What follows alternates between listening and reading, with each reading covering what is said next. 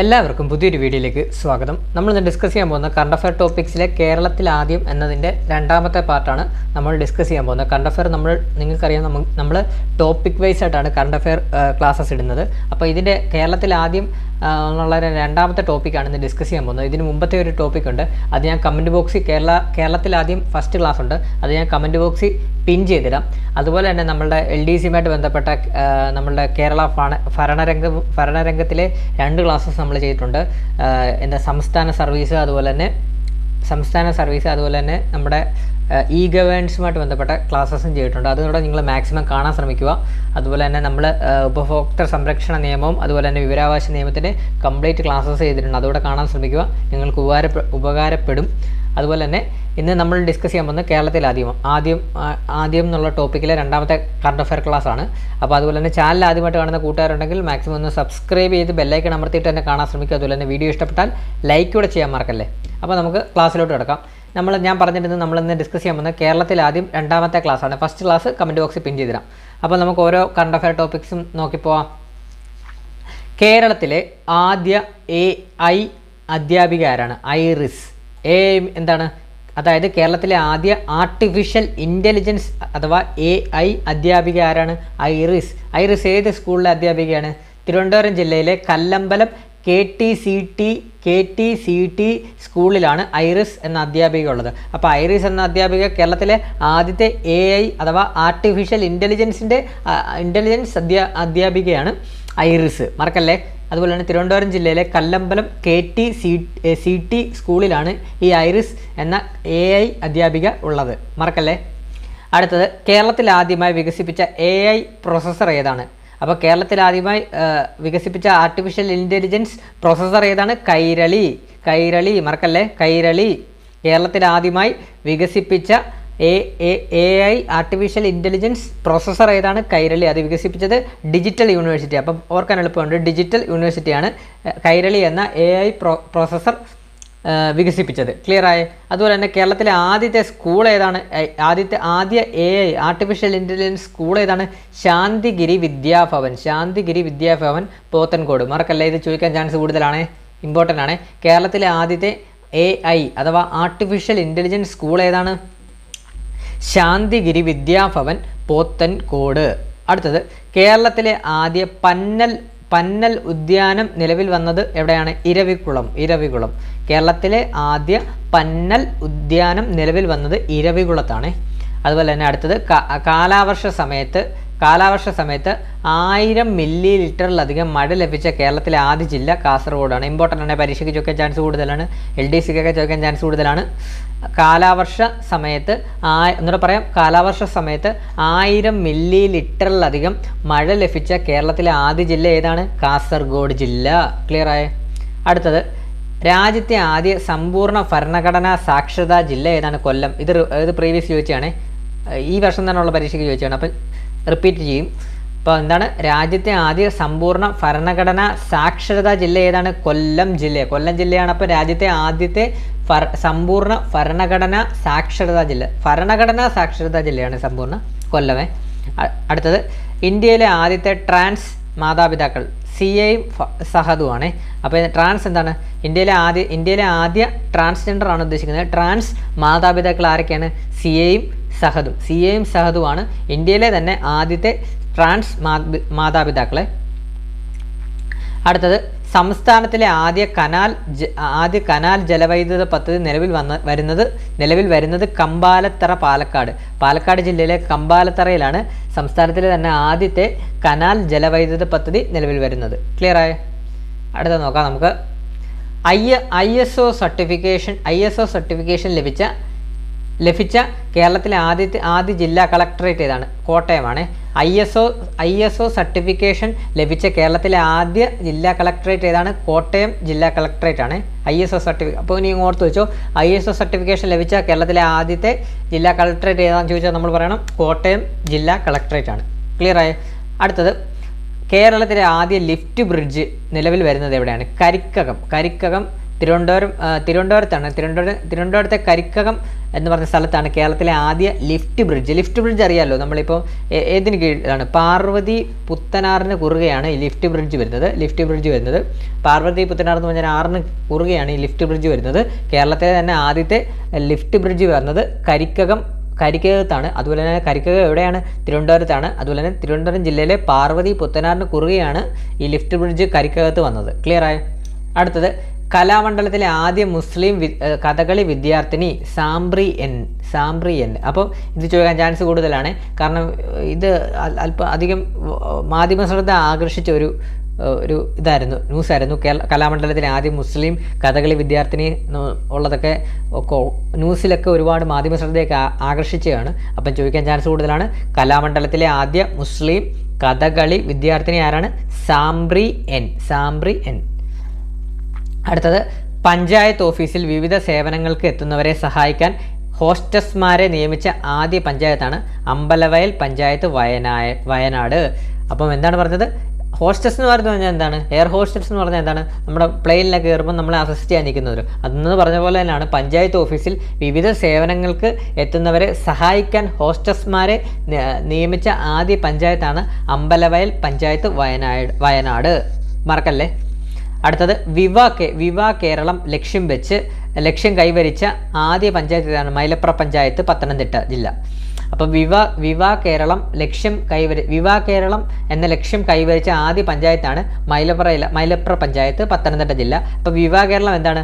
Anaemia പൂർണ്ണമായും ഇല്ലാതാക്കുക എന്ന ലക്ഷ്യത്തോടെ ആരോഗ്യ വകുപ്പ് ആരംഭിച്ച ക്യാമ്പയിനാണ് വിവ കേരളം. അപ്പം വിവ കേരളം ലക്ഷ്യം കൈവരിച്ച ആദ്യ പഞ്ചായത്ത് ഏതാണ്? മൈലപ്ര പഞ്ചായത്ത്, പത്തനംതിട്ട ജില്ല. മറക്കല്ലേ. അടുത്തത്, സംസ്ഥാനത്തെ ആദ്യ സിനി ടൂറിസം പദ്ധതി ആരംഭിക്കുന്നത് എവിടെയാണ്? വെള്ളായണി. ചോദിക്കാൻ ചാൻസ് കൂടുതലാണ്.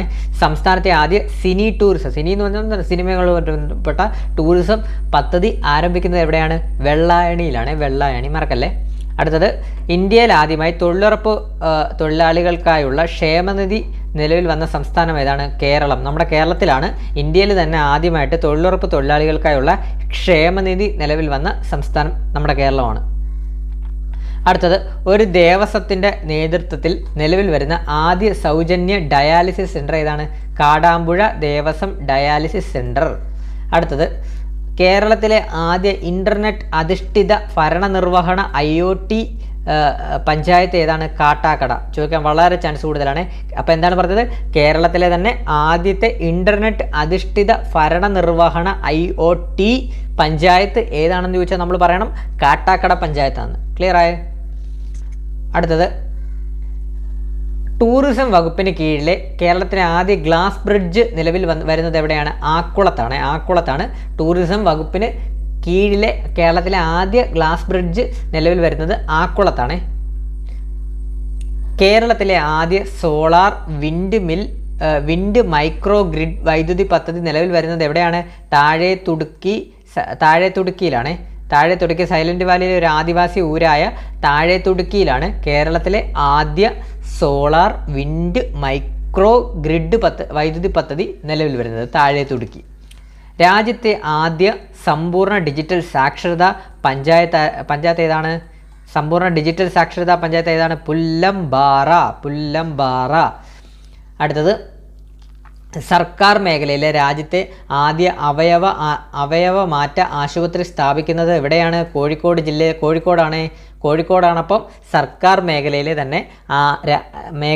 രാജ്യത്തെ തന്നെ ആദ്യ അവയവ മാറ്റ ആശുപത്രി സ്ഥാപിതമാകുന്നത് കോഴിക്കോടാണ്. അടുത്തത്, സ്രാങ്ക് ലൈസൻസ് സ്വന്തമാക്കിയ കേരളത്തിലെ ആദ്യ വനിതയാണ് എസ് സന്ധ്യ. സ്രാങ്ക് ലൈസൻസ് സ്വന്തമാക്കിയ കേരളത്തിലെ ആദ്യ വനിത ആരാണ്? എസ് സന്ധ്യ. അതുപോലെ തന്നെ പ്രാദേശിക ഒരു പ്രാദേശിക ചുവപ്പ് പട്ടിക തയ്യാറാക്കുന്ന ആദ്യ സംസ്ഥാനം നമ്മുടെ കേരളമാണ്. നമ്മുടെ കേരളത്തിലാണ് പക്ഷികളുടെ ഒരു പ്രാദേശിക പ്രത്യേക ചുവപ്പ് പട്ടിക തയ്യാറാക്കുന്ന ആദ്യ സംസ്ഥാനം കേരളമാണ്. അതുപോലെ തന്നെ കേരളത്തിലെ ആദ്യ ശിശു സൗഹൃദ പ്രത്യേക കോടതിയിൽ നിലവിൽ വന്നത് എവിടെയാണ്? കൊച്ചിയിലാണ്. അപ്പോൾ മറക്കല്ലേ, ചോദിക്കാൻ ചാൻസ് കൂടുതലാണ്. കേരളത്തിലെ ആദ്യ ശിശു സൗഹൃദ പ്രത്യേക കോടതി നിലവിൽ വന്നത് എവിടെയാണ്? കൊച്ചിയിലാണ്. അതുപോലെ തന്നെ അടുത്തത് കുറച്ച് ഇൻട്രസ്റ്റിംഗ് ആയിട്ടുള്ളതാണ്. ക്ഷേത്രാചാരങ്ങൾക്ക് റോബോട്ടിക് ആനയെ ഉപയോഗിക്കുന്ന കേരളത്തിലെ ആദ്യ ക്ഷേത്രം ഏതാണ്? പിള്ളി ശ്രീകൃഷ്ണ ക്ഷേത്രം. അതായത് നമ്മൾ കേട്ടിട്ടുണ്ട് ക്ഷേത്രങ്ങളിലെല്ലാം ഉത്സവങ്ങൾക്കൊക്കെ ആനകളെ കൊണ്ടുവരുന്ന കേട്ടിട്ടുണ്ട്. അപ്പം ഇനി വരുന്നത് നമ്മൾ ടെക്നോളജി മാറി മാറി വരുവാണ്. അതുകൊണ്ട് തന്നെ ഇപ്പം ക്ഷേത്രാചാരങ്ങൾക്ക് റോബോട്ടിക് ആനയെ ഉപയോഗിക്കുന്ന കേരളത്തിലെ ആദ്യ ക്ഷേത്രമായിട്ട് ഇരിഞ്ഞാടപ്പിള്ളി ശ്രീകൃഷ്ണ ക്ഷേത്രം വന്നിട്ടുണ്ട്. ഇരിഞ്ഞാടപ്പിള്ളി ശ്രീകൃഷ്ണേന്ദ്രത്തിൽ ക്ഷേത്രാചാരങ്ങൾക്ക് റോബോട്ടിക് ആനയാണ് ഉപയോഗിക്കുന്നത്. തൃശ്ശൂർ ജില്ലയിലാണ്, അത് ഓർത്തു വെക്കാം. തൃശ്ശൂരാണ് നമ്മൾ തൃശ്ശൂർ പൂരം അങ്ങനെയുള്ള സംഭവങ്ങളൊക്കെ കൂടുതൽ നടക്കുന്നത്. സാംസ്കാരിക തലസ്ഥാനോടാണ് തൃശ്ശൂർ. അപ്പം ആനകളുടെ ഉത്സവങ്ങളൊക്കെ നടക്കുന്നത് തൃശ്ശൂരാണ് വരുന്നത്. അങ്ങനെ വെച്ചങ്ങ് ഓർത്തിരുന്നു. ഇരിഞ്ഞാടപ്പിടി ശ്രീകൃഷ്ണ ക്ഷേത്രം വരുന്നത് ക്ഷേത്രത്തിലാണ്. ക്ഷേത്രാചാരങ്ങൾക്ക് റോബോട്ടിക് ആനയെ ഉപയോഗിക്കുന്നത് തൃശ്ശൂരാണ്. ആ റോബോട്ടിക് ആനയുടെ പേരെന്താണ്? ഇരിഞ്ഞാടപ്പിള്ളി രാമൻ ആണ് റോബോട്ടിക് ആനയുടെ പേരായിട്ട് വരുന്നത്.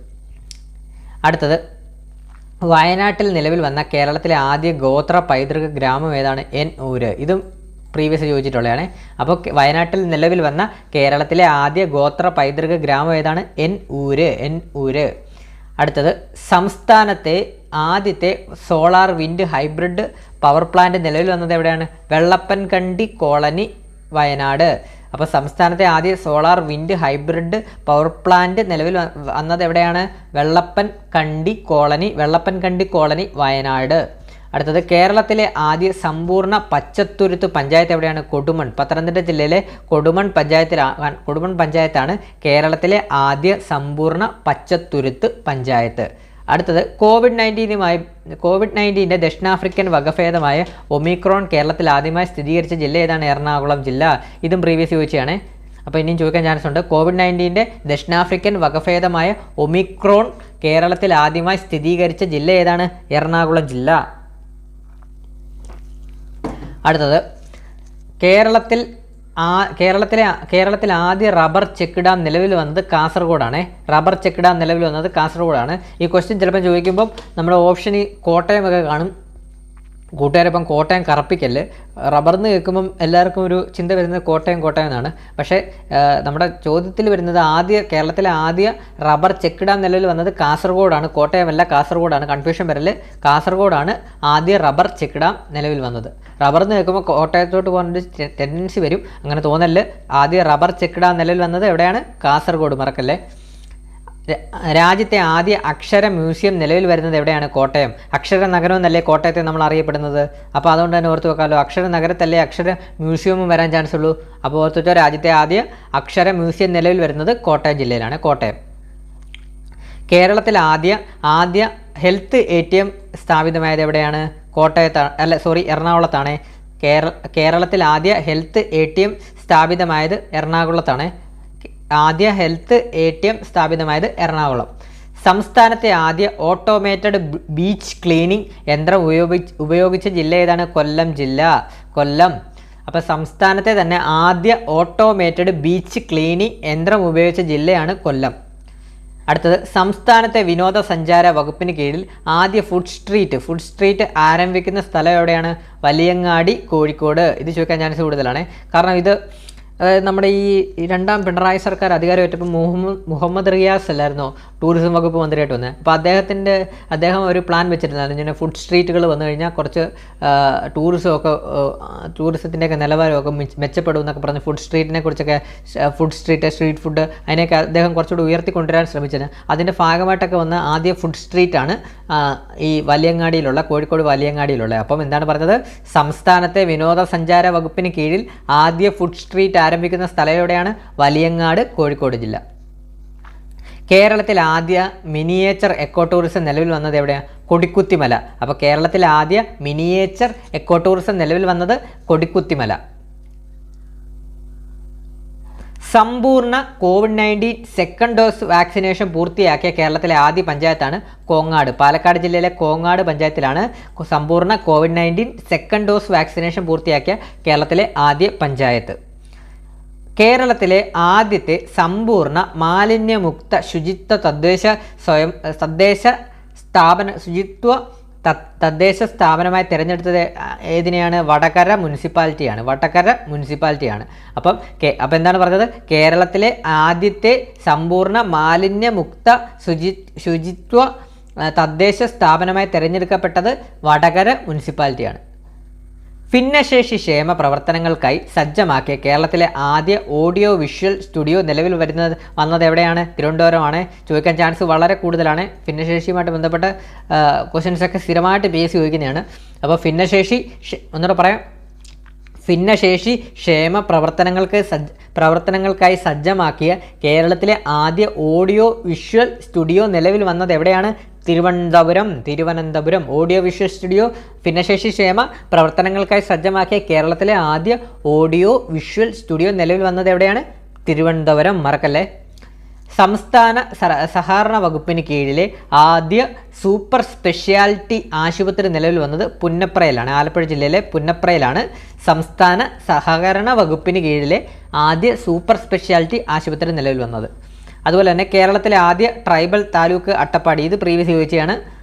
കേരളത്തിലെ ആദ്യ ട്രൈബൽ താലൂക്ക് അട്ടപ്പാടി പ്രീവിയസ് ചോദിച്ചാണ്. ഇനിയും ചോദിക്കാൻ ചാൻസ് കൂടുതലുണ്ട്. അപ്പോൾ അടുത്ത് വെച്ചാൽ അട്ടപ്പാടിയാണ് കേരളത്തിലെ ആദ്യ ട്രൈബൽ താലൂക്ക്. കേരളത്തിലെ ആദ്യ മുലപ്പാൽ ബാങ്ക് പ്രവർത്തനം ആരംഭിച്ചത് എറണാകുളം ജനറൽ ആശുപത്രിയിലാണ്. ഇത് പ്രീവിയസ് ചോദിച്ചാണ്. അപ്പോൾ ഇനിയും ചോദിക്കാൻ ചാൻസ് ഉണ്ട്.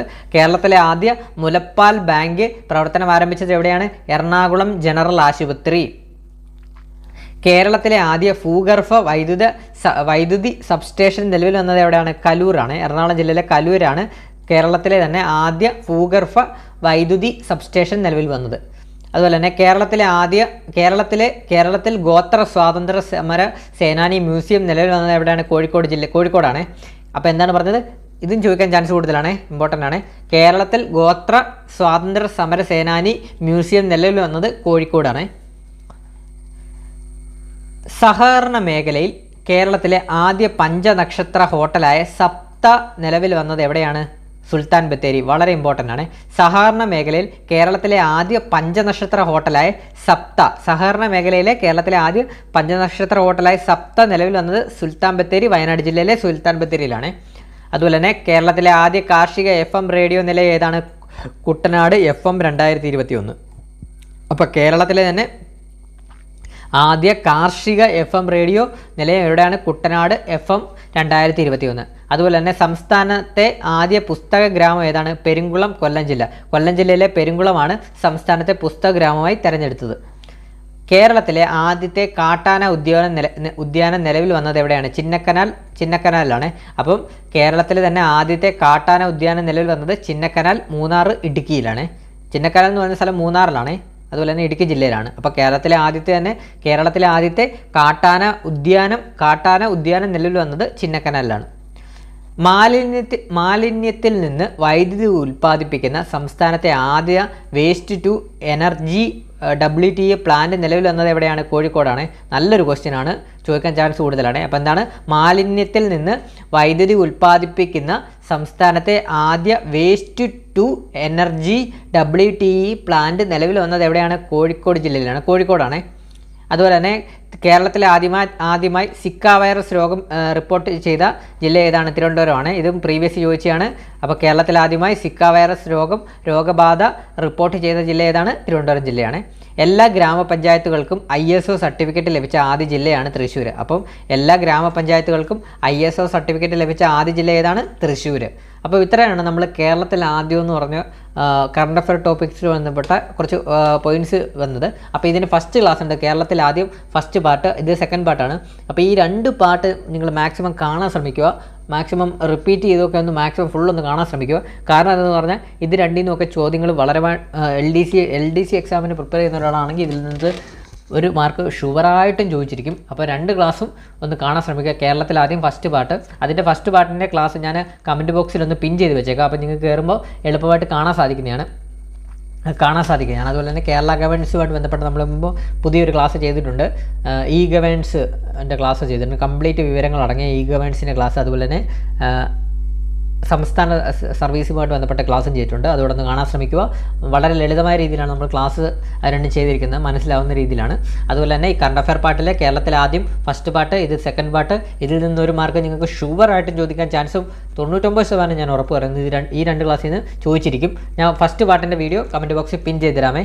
അപ്പം ചാനൽ ആദ്യമായിട്ട് കാണുന്ന കൂട്ടുകാരുണ്ടെങ്കിൽ നിങ്ങൾ മാക്സിമം ഒന്ന് സബ്സ്ക്രൈബ് ചെയ്ത് ബെല്ലൈക്കൺ കൊണ്ട് അമർത്താൻ ശ്രമിക്കുക. അതുപോലെ തന്നെ വീഡിയോ ഇഷ്ടപ്പെട്ടാൽ ഒന്ന് ലൈക്ക് ചെയ്യുക. അഭിപ്രായങ്ങളൊന്ന് കമൻറ്റ് കമൻറ്റ് ചെയ്യുക. ക്ലാസ് ഇഷ്ടപ്പെട്ടിട്ടുണ്ടെങ്കിൽ ഇഷ്ടപ്പെട്ടിട്ടുണ്ട് എന്ന് തന്നെ ഒന്ന് കമൻറ്റ് ചെയ്യുക. അതുപോലെ എന്തെങ്കിലും മാറ്റങ്ങൾ വരുത്തണമെന്നുണ്ടെങ്കിൽ അതൊന്ന് കമൻറ്റ് ചെയ്യുക. അതുപോലെ തന്നെ ഏതെങ്കിലും ക്ലാസ്സസ് എടുക്കണമെന്നുണ്ടെങ്കിൽ നിങ്ങൾ അതോടൊന്ന് കമൻറ്റ് ചെയ്യുക. ഏതെങ്കിലും നമ്മുടെ ഇപ്പം എന്ന് പറഞ്ഞുകൊണ്ട് മാത്സും കാര്യങ്ങളൊന്നും ചോദിക്കില്ല, അല്ലാതെ നമ്മളുടെ ഇപ്പം ഏതെങ്കിലും കറണ്ട് അഫെയർ പാർട്ടിൽ എന്തെങ്കിലും വിട്ടുപോയിട്ടുള്ളത് എന്തെങ്കിലും ആയിട്ടുള്ളത് ഉണ്ടെങ്കിൽ ടോപ്പിക് വൈസ് ഒന്ന് നിങ്ങൾ ക്ലാസ് വേണമെന്നുള്ളത് നിങ്ങളൊന്ന് കമൻറ്റ് ബോക്സിൽ പിൻ ചെയ്താൽ ഞാൻ ക്ലാസ് എടുക്കാവുന്നതാണ്, ഞാൻ ക്ലാസ് എടുത്ത് തരുന്നതാണ്. അതുപോലെ എന്തെങ്കിലും ടോപ്പിക്കുമായിട്ട് ബന്ധപ്പെട്ട് എന്തെങ്കിലും ഉണ്ടെങ്കിൽ സംശയങ്ങളുണ്ടെങ്കിൽ നമ്മുടെ ടെലഗ്രാം ചാനലിൽ ലിങ്ക് ഞാൻ കമൻറ്റ് ബോക്സിൽ പിൻ ചെയ്ത് തരാം. അതുപോലെ തന്നെ അതിൻ്റെ കൂടെ തന്നെ എൻ്റെ ഇൻസ്റ്റാഗ്രാം ഐ ഡിയും ഞാൻ ഇട്ടേക്കാം. അതിൽ എന്തെങ്കിലും ഡൗട്ട് എന്നെ പേഴ്സണലായിട്ട് കോൺടാക്ട് ചെയ്യണമെന്നുണ്ടെങ്കിൽ അതിനകത്ത് കയറി നിങ്ങൾക്ക് മെസ്സേജ് അയച്ചാൽ ഞാൻ റിപ്ലൈ തരുന്നതാണ്. അപ്പം ഇത്രയേ ഉള്ളൂ കാര്യങ്ങൾ പറയാനുള്ളൂ. മാക്സിമം നിങ്ങളൊന്ന് ലൈക്ക് ചെയ്യുക, അതുപോലെ തന്നെ കമൻറ്റ് ചെയ്യുക. ഉടനെ പുതിയ ക്ലാസ്സുമായിട്ട് ഉടനെ തന്നെ എത്തുന്നതാണ്. പുതിയ കൂട്ടുകാരുണ്ടെങ്കിൽ സബ്സ്ക്രൈബ് ചെയ്ത് ബെല്ലൈക്കൺ അമർക്കാൻ മറക്കല്ല്. കൂട്ടുകാർക്കൂടെ നിങ്ങളൊന്ന് ഷെയർ ചെയ്ത് കൊടുക്കുക. അപ്പം പുതിയൊരു വീഡിയോയുമായിട്ട് ഉടനെ തന്നെ എത്തുന്നതാണ്. Thank you all.